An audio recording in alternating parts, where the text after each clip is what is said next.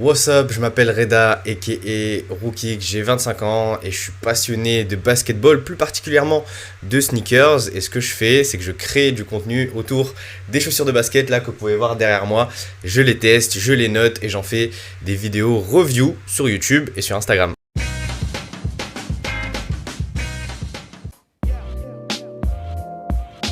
Donc Rookick, c'est quoi? C'est une chaîne YouTube, une page Instagram où je vais venir partager toutes les infos sur les différentes chaussures de basket qui sont sorties aux États-Unis, en France, en Chine, etc., etc. Je fais des tests de ces différentes chaussures de basket, alors pas toutes, parce que je suis pas Bill Gates non plus, je peux pas acheter toutes les paires, il y a des marques parfois qui m'en envoient. D'autre part, ça m'arrive aussi d'en acheter, donc ce que je fais, c'est généralement des unboxings et des tests où je vais partager mon avis détaillé sur une chaussure de basket en question. Alors il y a l'aspect esthétique, ça c'est normal, il faut que tu kiffes un minimum une paire avant de l'acheter. Ensuite ce sera le confort qu'elles apportent sur le terrain au niveau des différents mouvements, des différents sauts, etc. etc.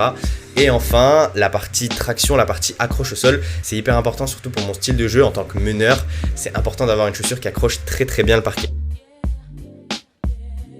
Au niveau de mes 5 chaussures de basket préférées, alors j'ai fait un classement il n'y a pas si longtemps que ça sur ma chaîne YouTube. En première position, on a la Kyrie 6. En deuxième position, on a les Nike PG4. En troisième, on a les Harden 4. En quatrième, on va retrouver les Jordan 34. Et en cinquième, on a les Nike Zoom Freak 1. J'ai bien évidemment porté les 5, donc pour ceux qui souhaitent plus de détails, n'hésitez pas à aller checker mes tests. Très simple, dans un premier temps, il faut que la chaussure soit très légère, comme ça n'handicape pas le dunker quand il saute. Le deuxième point, il est assez lié au premier, mais ça concerne tout le monde, c'est le confort. Il faut se sentir aussi plutôt bien dans sa chaussure, que ça ne serre pas le petit doigt de pied, etc. Et le troisième et dernier point, c'est l'amorti. Alors, ça ne va pas vous apporter 10 cm de détente, mais une chaussure avec un amorti de qualité, c'est pas à négliger parce que ça va apporter un bon retour d'énergie, un bon bounce sur les sauts et on va se sentir beaucoup plus à l'aise. Si je dois vous conseiller une paire qui regroupe grosso modo ces critères, je vous dirais la KD 12, voire même la KD 13 là qui va sortir bientôt. Je pense que vous ne serez pas du tout déçus avec cette paire. Ça c'est une bonne question, je dirais le spectacle, le show, le dynamisme, l'athlétisme, plein de choses finalement qui représentent plus ou moins le basket, mais je le mettrais plutôt dans une catégorie à part entière, parce que finalement on peut tous faire du basket, mais on peut pas tous dunker, il faut être athlétique, il faut être coordonné, etc., etc. Donc clairement je pourrais pas vous le résumer en un mot, je dirais juste que c'est un geste de grande classe.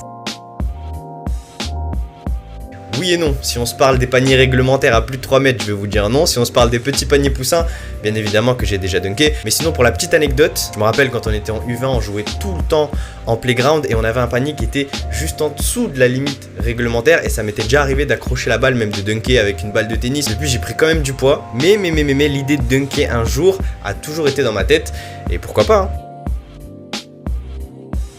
Alors mes 5 dunkers préférés en NBA. Alors déjà le premier qui me vient en tête c'est Vince Carter.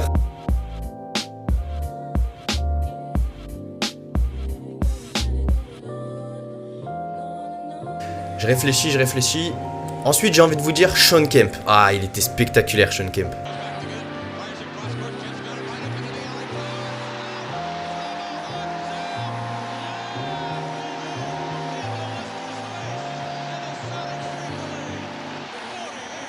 En troisième, je vous dirais Gerald Green. Là, j'ai en tête le alley-oop moulin avant quand il jouait pour les Nets.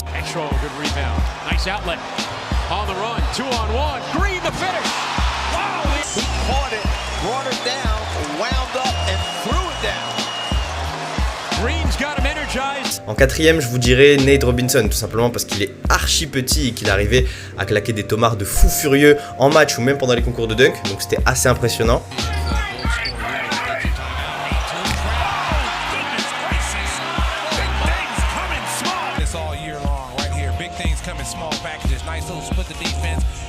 Et en cinquième position, le meilleur pour la fin, on va parler du GOAT, Michael Jordan. On le sous-estime toujours, mais niveau dunk, c'était quand même quelque chose.